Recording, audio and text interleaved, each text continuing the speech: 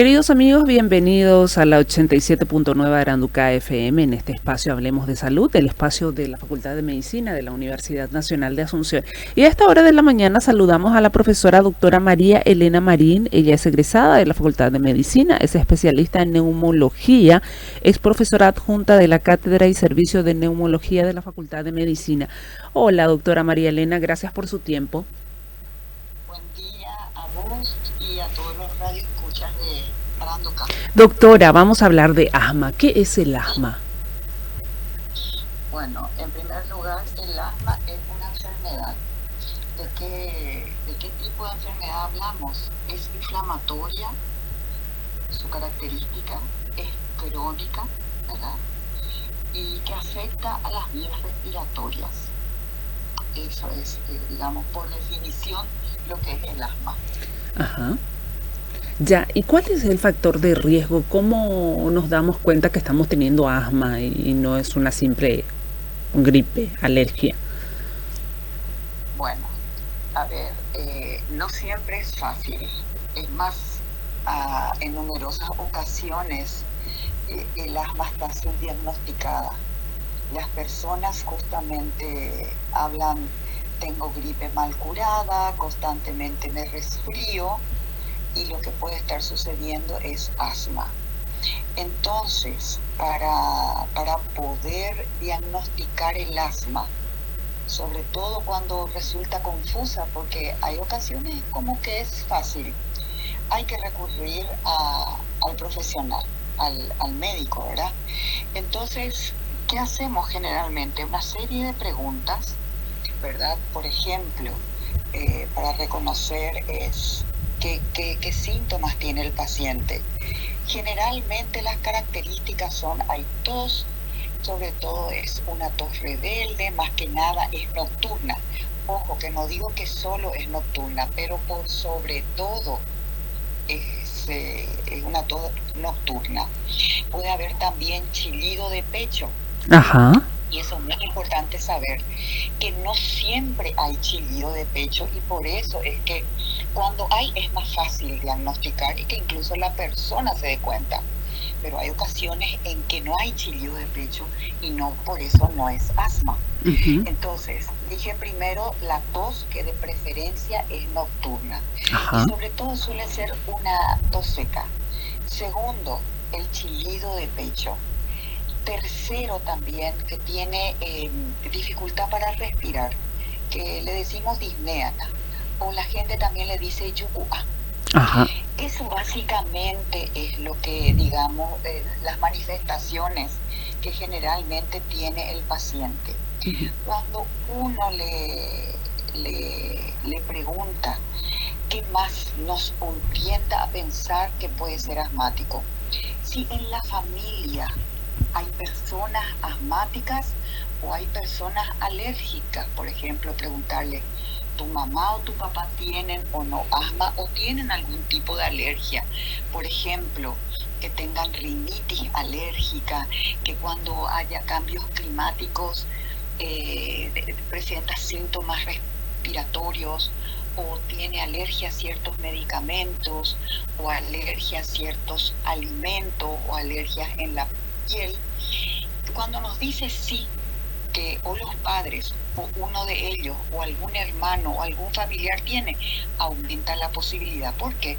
Porque hay una carga genética también. Por otro lado, cuando se le revisa al paciente, pues se puede escuchar lo que decimos sibilancia, que es el chillido de pecho, que con el oído humano no se escucha, pero al poner el estetoscopio, allí se escucha. Uh-huh. Ese chillido de pecho, que se llaman sibilancias. Bueno, y miramos también si, por ejemplo, tiene lesiones, lo que estaba diciendo de alergia, por ejemplo, tiene eczemas, dermatitis, ¿verdad?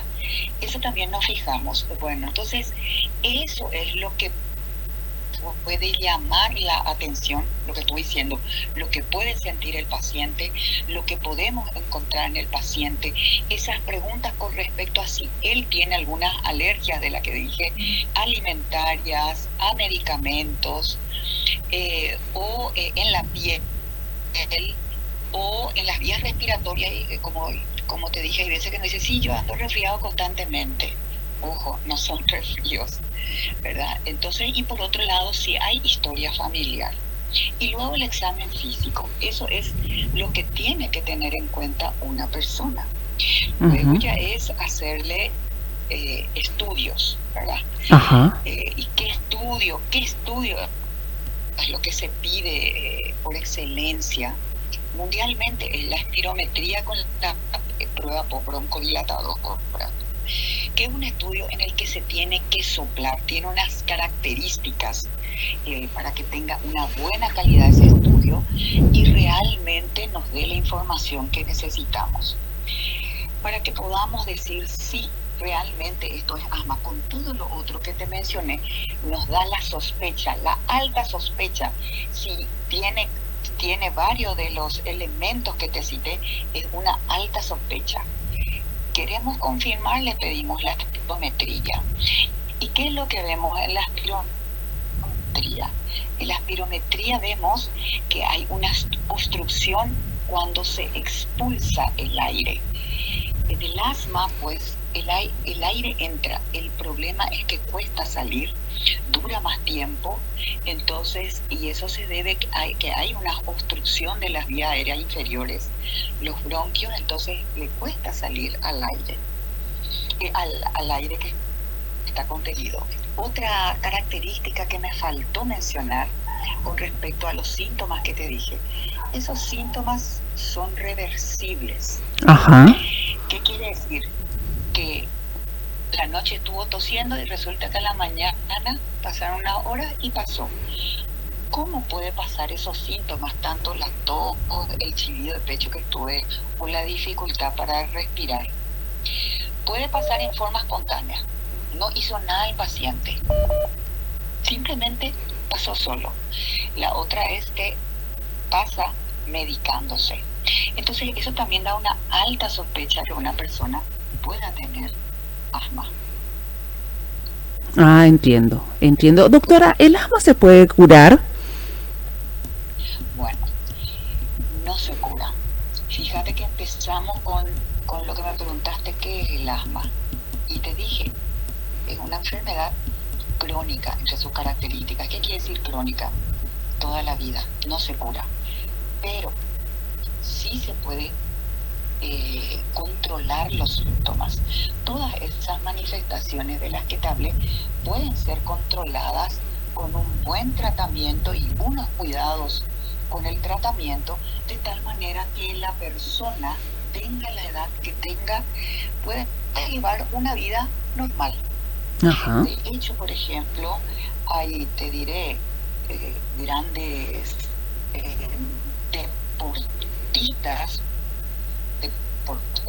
de élite, no recuerdo el nombre, pero el que en este momento me estoy acordando es de este futbolista David Beckham. No sé si le conocen tal vez las generaciones actuales, que es inglés. Era un futbolista de élite, asmático, pero imagínate que él podía, como tantos otros ejemplos, podía llegar a esos niveles máximos realizando deporte, un buen tratamiento. Entiendo. Siendo asmáticos, pero con un buen tratamiento. Entiendo. Por eso tenga controles médicos. ¿Alguna recomendación final, doctora? Bueno, recomendaciones finales. Primero, que una persona se fije en eso que yo te dije para ver si tiene cuadros respiratorios a repetición, una posible, no sabe que es asmático, consulta. Se repite. No quiere decir que todo es asma, hay que ver si no es la posibilidad.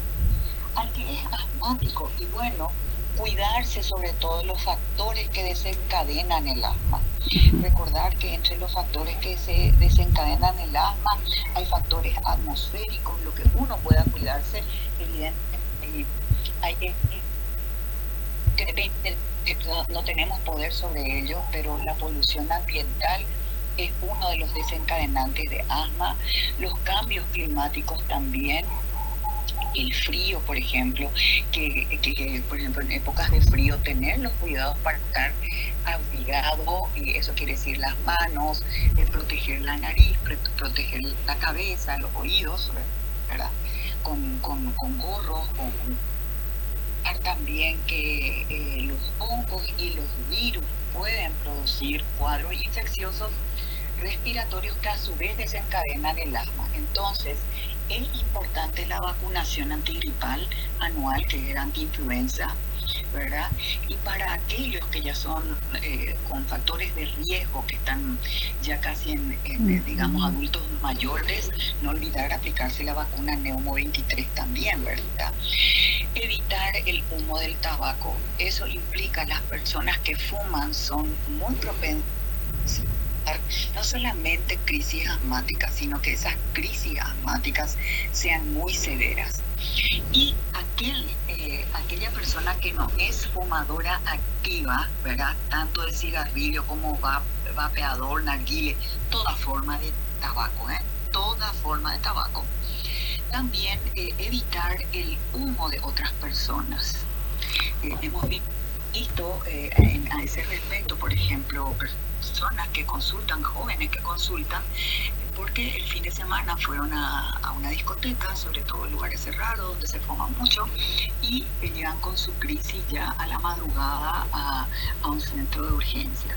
Cuando se está en crisis, aquella persona que es asmática, es importante que haya hablado con su médico, que le enseñe cómo proceder primariamente, ¿verdad?, con su medicación, de tal manera que haciendo la medicación correcta, cuando empieza a tener síntomas, ¿verdad?, ya se medique, y en el caso de que con su medicación primaria no salga adelante, tiene que consultar. Eso implica, sobre todo si es de noche, tiene que ir a un servicio de urgencia.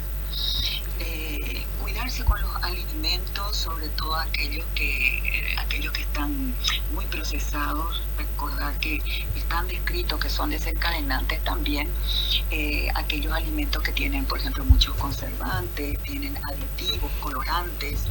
Aquellos que son muy procesados son posibles desencadenantes del asma. Entonces, cuidarse de eso. Atender que también hay ciertos medicamentos, con eso no estoy diciendo que a todos, pero sí fijarse a aquellos que se dan cuenta que es posible que les pueda desencadenar, por ejemplo, los AINES, la aspirina. Hay algunas personas que les desencadena, no a todos, ¿verdad? Ciertos medicamentos, ciertos alimentos, por ejemplo, cereales, pescado, mariscos, frutos secos, tener en cuenta todos los desencadenantes. Y vuelvo a repetir, no es que toda esa lista que dije a todos les va a desencadenar. Hay personas a las que sí, hay personas a las que no. Y se ve también que hay asma relacionada con la obesidad, entonces es muy importante el control del peso también. Doctora, le agradezco muchísimo, que tenga un excelente resto. En líneas generales. Le agradezco mucho, doctora, su tiempo. Hola. Doctora, le agradezco muchísimo su tiempo, muy gentil. ¿Me pudiste escuchar, Jenny? Sí, lamentablemente ya no me pudo escuchar, así que ustedes estuvieron atentos y escucharon todas las recomendaciones de la doctora. Llegamos al final de Hablemos de Salud y nos reencontramos el próximo viernes.